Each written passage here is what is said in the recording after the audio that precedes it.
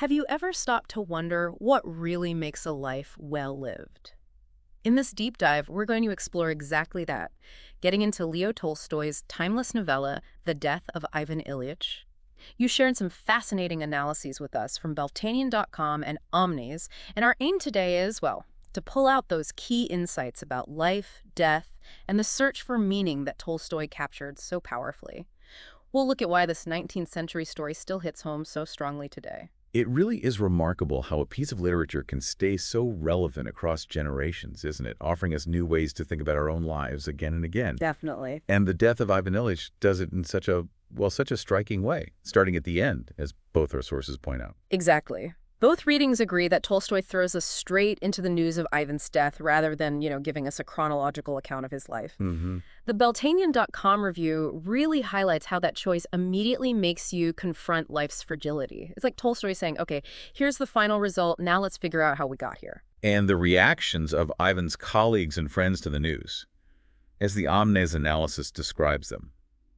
They're quite telling, don't you think? Oh, absolutely. Instead of any real sadness, it's mostly about how it affects them. Possible promotions, the bother of having to attend the funeral and pay respects. Right, the social obligation. There's this distinct lack of genuine grief. It's almost chilling. It is. It's not just his colleagues. Omnes also points to his wife, Praskovia. Her main concern seems to be about the financial side of things, the pension she might get. It's a pretty bleak picture of the relationships Ivan had built around him. Yeah. And it's important to remember, like Beltanian.com notes, Ivan wasn't some kind of outcast. He was actually a successful bureaucrat from a privileged background, good education, respectable job as a magistrate, wife, kids. His life looked perfectly in order from the outside. Exactly. That facade of order is precisely what Tolstoy starts picking apart right from the beginning.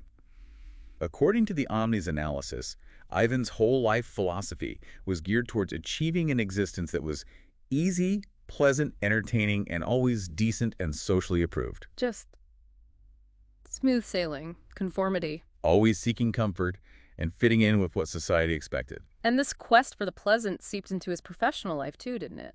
Omnis mentions how Ivan made a point of avoiding anything living and vibrant in his work that could disrupt the neatness of legal proceedings. Right. Keeping relationships purely professional, avoiding any deeper human connection. It's like he compartmentalized everything. Efficiency and avoiding conflict were paramount. Completely. And as Omnis also points out, that attitude extended to his marriage.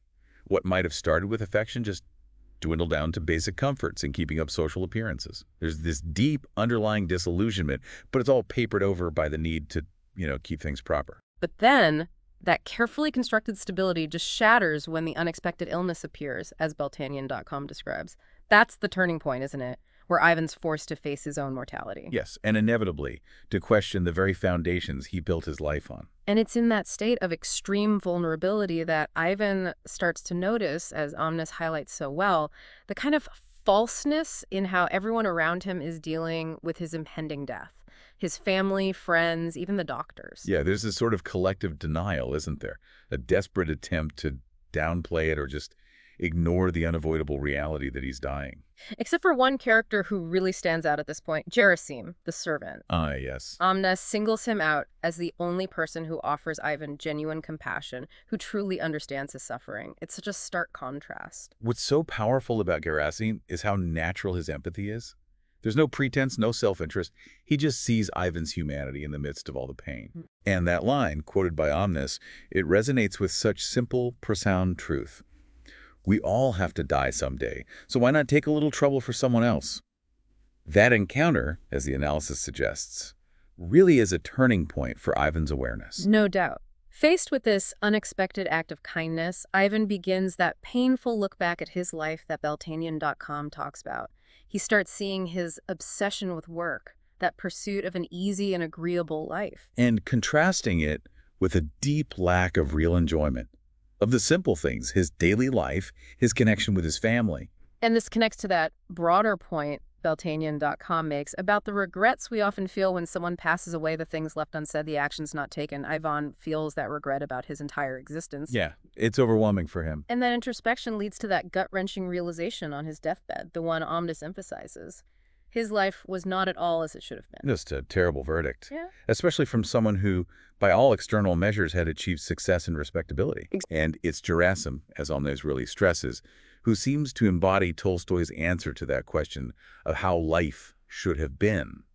It's not about grand gestures or extraordinary acts. No, it's simpler than that. It's about fundamental compassion, putting your heart into what you do, even the most basic tasks, just being truly present for another person. The role of Ivan's young son is also really significant here, isn't it? Omnes describes how his genuine, unaffected compassion in those final moments has a profound impact on his father. Absolutely. It's like that childhood innocence cuts through all the social pretense and connects with the raw human suffering underneath. Yeah. And that brings us to those final moments, detailed by Omnes, where Ivan undergoes this remarkable transformation. He feels pity for his son, for his wife. He wants to ask for forgiveness. Omnes makes that interesting point about him saying culpa, maybe closer to guilt or fault instead of just, pardon me.